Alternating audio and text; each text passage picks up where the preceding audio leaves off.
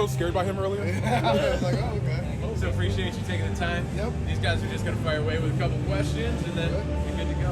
Okay. Hey, Bryan, you took a lot of notes while learning from Vince McMahon. You talked about, like, were you surprised by the allegations? What do you think about his retirement?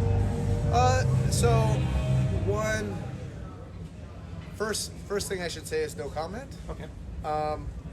Second thing I should say about stuff and just Vince in general, and maybe it's more about love. If you love somebody, is that people make mistakes and you love them regardless. You know. So. Thank you. If you could go back in time and wrestle somebody from the 60s, 70s, 80s, have a big feud with them, who would it be? Oh God! I mean, there's too many people. But I mean, like, I would have loved to have wrestled Ric Flair. Obviously, I would have loved to have wrestled Ricky Steamboat. You know, I would have loved to have wrestled Macho Man. Like, you know, those are kind of the guys that I really looked up to. I actually would have loved to have wrestled the Ultimate Warrior. As crazy as that sounds, it would have just been fun. But yeah. I have a wacky Vince question for you, if that's okay. Yep. So we did a tour with Chris Jericho in the UK, Vince Inside the Ropes, and he was talking about Vince having these eccentric views, and he said that Vince found it very strange that you were a vegan. Do you have any memories of you and Vince having a chat about veganism? So it's interesting because I remember Chris telling me when I first had that NXT match with Chris, he came to the back and he says, "Hey, you got something with this kid." He's like, "Oh, he doesn't even eat meat," right? But then, you know, the conversations I've had with him in the last several years, he's said, you know, there's something to that for health and for longevity and for that sort of thing. And I don't think that he's a believer that you should eat entirely vegan, but I think he believes now that there are a lot of health benefits to doing it, and especially if you're doing it purposefully on, say, specific days or whatever, you know. So, Bryan, I'm sorry.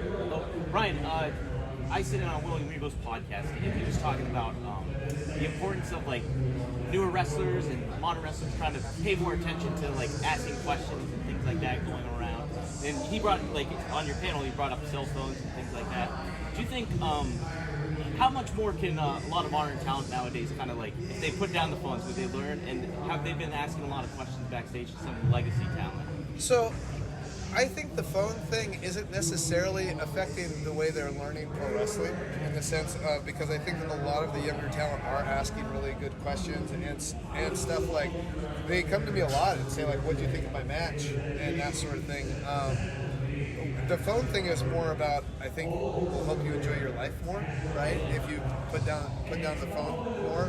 But yeah, I think it's always good to ask good questions, regardless of. And I try to do that. I try to do that with the younger talent, asking them questions, because I think that's equally important. I'm 41. I've been watching wrestling since the 80s. I have a view on wrestling, but the world has changed, right? You can't. So, because I remember when I went to WWE. And even before that, there would be some really old-time wrestlers like, back in my day, kid, I used to just grab an arm and I'd hold it for 20 minutes and the place would be going crazy, implying that that's what I should be doing. And that wouldn't work, right? There are probably some things that I think about wrestling that are no longer true about what wrestling fans want from wrestling. And I could only understand that by talking to a Lee Moriarty or a Dante Martin and saying, like, hey, what is it about wrestling that you guys love? Because when I grew up watching wrestling, it wasn't that people thought it was real, but they reacted to it more like it was real. Whereas this generation has an entirely different view on it, where it's like the whole audience is in on the gig. They all know it's not real. Can you convince them that some things are real, or can they get into things? Yes, they can. But what is it that they love about wrestling? So I think as important as it is for them to ask questions of veterans, it's also important for somebody like me to ask questions of them to see what resonates with the younger audience. Hey, Bryan, so you once mentioned on a Total Divas episode with Karen, you said it's all about that chingle chingle. Who are your favorite artists right now? So, I don't remember ever saying that. You definitely did. No, you definitely did. Well, I assume. So you have to understand, they are filming you so much, and they want you to talk about the same thing over and over again. So you end up saying things that you would have never said otherwise, because it's just like, oh God, we're still talking about this thing. And so yeah. So anyways, I really like Frank Turner. There's a lot of. I really like Brandi Carlile. Okay. So from a hip hop perspective, like Billy Woods just put out a new album that is unbelievable. A woman put out an album last year that I love. Little Sims. Is her name Little Sims? Yeah. It's all like I'm always listening to new music because I like to. I don't know. I like new forms of thought and whatever it is, and so there's a bunch of hooray for the Riff Raff. Was that an album or was that an artist? I forget. I love that one. Yeah. So those are some of my favorite ones in the last little bit. Awesome. Brian, I just want a quick question. There's a lot of wrestling biopics that are supposedly in the work with like Chris Hemsworth playing Hulk Hogan or Bradley Cooper playing Vince McMahon. So if Bryan Danielson ever appears in one of these movies as a character, who would you want to play you? Jim Henson. Can we get him? Can somebody get Jim Henson to play?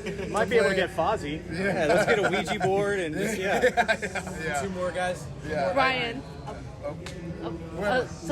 you didn't get to wrestle Zack Sabre Jr. at Forbidden Door. So would you hope to meet him later down the road, or who else would you like to wrestle from New Japan?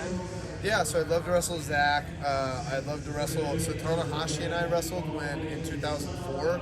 When we were both a lot younger and different points in our career. I'd love to wrestle him. Obviously Okada. I wrestled Shingo in 2010, but I think that would be a completely different match now. Ishii, New Japan has so many great people. Will Ospreay, Jay White. I mean, there's too many people to even name. Last one, guys. I'll end this on a fun note. You respectfully said you were leaving VIP behind in WWE. Have you thought about dipping back into your comedic side? Obviously, you have a great sense of humor. Coming up with another catchphrase for AEW. So it's interesting. One of the things that I've tried to avoid is doing any sort of catchphrase, and the reason why is just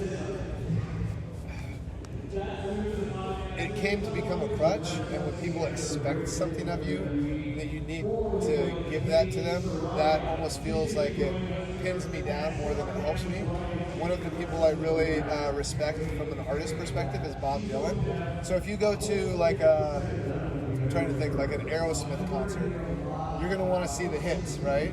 When you buy a ticket to a Bob Dylan concert, you might want him to play certain songs, but going in, he's going to play whatever the fuck he wants.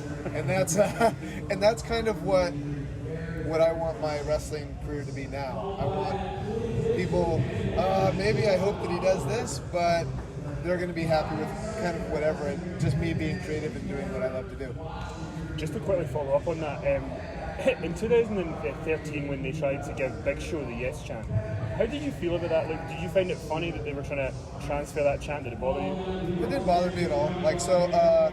I'm used to the idea of, okay, I've gotten something over, somebody else either takes it or does something, whatever. I'm fine with it because all it does is make me come up with other stuff, and that's what's fun about wrestling, is coming up with new stuff.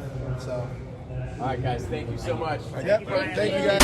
We going up like 1,000. I'm a flex just like a MuscleManMalcolm. We going up like 1,000. I'm a flex just like a MuscleManMalcolm. When it just like 1, 2, 3. If you like the channel, this will squeeze. If you like the channel, this will squeeze. If you like the channel, this will squeeze.